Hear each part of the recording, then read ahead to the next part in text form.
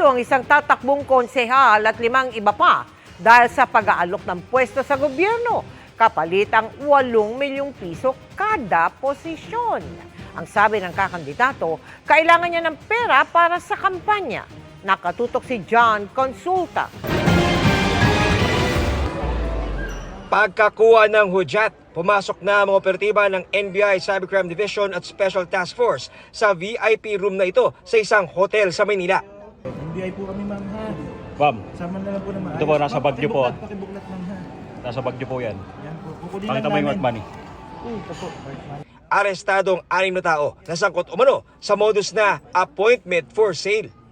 Lumapit sa NBI si dating Maguindanao Governor Esmael Mangudadatu para isumbong ang alok ng mga suspect na pwesto sa Parliament ng BARM kapalit ng 15 milyong piso. Siya yung mag-o-off daw. Oo, today. Pupunta daw kami sa Malacanang at dadalhin yung pera. Oo. Dapat yung... Today daw. Oo. Magaling kasi sabi niya, alam mo, sabi niya pagka na ano tayo, may mga rooms tayo na VIP. Isa-isa kayong kausapin. 8 million bawat position, pero dahil dalawa, anak niya at nephew, may discount, 15 million lang. Sinasabi na ang magpapacilitate ng appointment nitong mga ng anak niya at ng nephew ay si First Lady. No? Na when we check with the palace, wala, hindi sila kilala doon. We have a certification that they are not connected in any way sa palace. Ayon sa NBI, lumalabas na may record na ang ilan sa mga naarestong suspect at posibleng may iba pang kinakausap na tao para mabiktima. The agents already also took possession of the mobile gadgets of the individuals, and this will be subjected to forensic examination.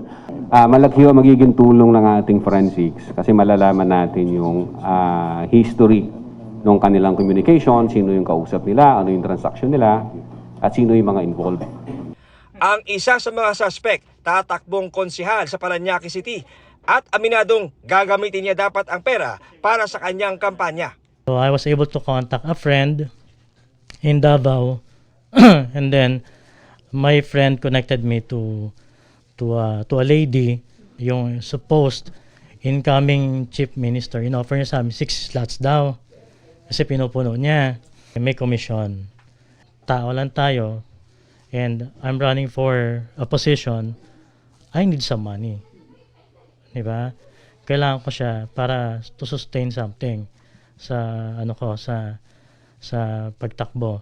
Pero yung mga ganito na nag-o-offer ng position, wag silang maniwala agad at lalo pa nang hihingi ng pera para dun sa position.